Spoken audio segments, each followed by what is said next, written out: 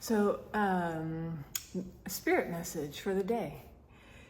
I was just tuning in to my new guide, and my mentor had asked me to have a discussion with him about the matrix and what is it that I need to learn about that right now, the program, right? The system, the program, the matrix. And so I just tuned in, and I'm going to tune in a little more as I go here, but I just tuned in, and the first thing that he was showing me was when I asked just directly that question about what his thoughts were about us being here in the program. He showed me like a pinching off of something, like it pinches off, kind of cuts you off, but not completely. You're not completely cut off. It's just squeezed tight shut until it's time for you to start opening it back up. And so I feel like today is more of that for me. And when I tune into him, he kind of seems to give me that feeling of what it feels like for me, like experiencing myself, like embodying the feeling of myself, and really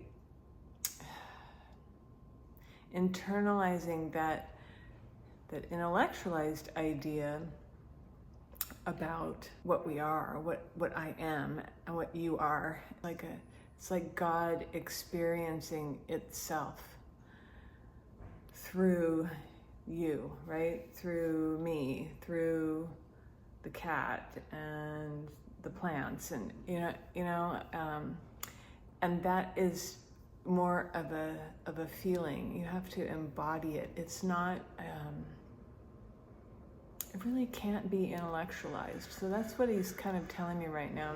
It's an experience. It's not an intellectual endeavor. It's an embodiment. It's a sensory thing. It's an experiential thing. Experiencing, God experiencing itself through you. But you are that. You are God. And I can just even hear it in the language. It just falls short. Language is not enough to describe it or define it. You have to feel it. And so he's brought in the words, I wish.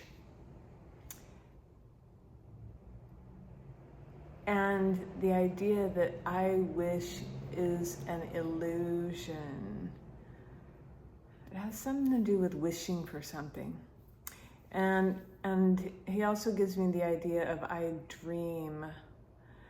And there's an image here of like a distortion, like looking at something through a distortion, like some kind of a filter that's distorting the view. And you have to push forward through the distortion. You have to see it and then move toward it, even though it's distortion. I think he's talking about the matrix itself. The program itself is a distortion of reality, but you still have to move toward it and step into it. Yeah, there's no other way to stretch yourself, to challenge yourself. It has to be done through the program. I think that's why we come here. I've heard people say that before. That's why we come here. It's a school. Earth is a school. I'm asking something about moving through it. It's like any words of wisdom or messages about navigating this to get out of it the most that we can get out of it, right? The most I can get out of it.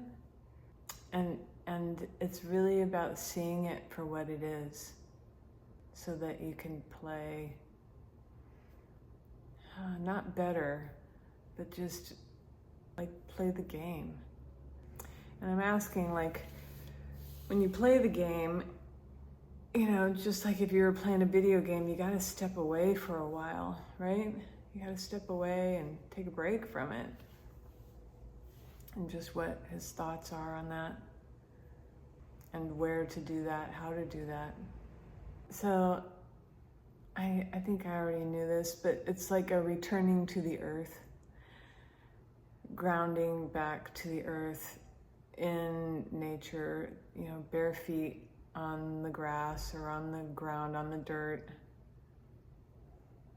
spending time at the beach with the trees, because that's closer, or is your truest self, is nature. You are nature.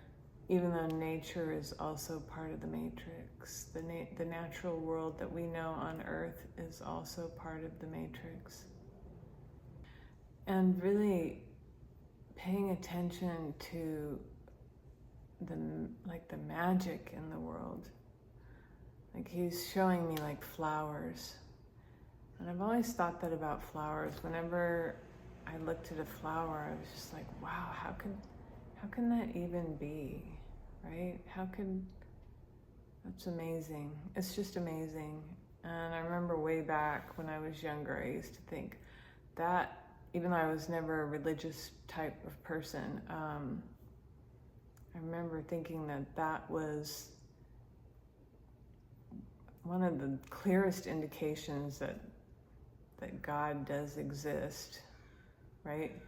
And I see it completely different now. I don't see it quite that same way, but flowers are one of them. And so he's showing me that, I think, to be like, yeah, look at how it's magic, right? That is the magic that we totally, at least I do at times, just take for granted.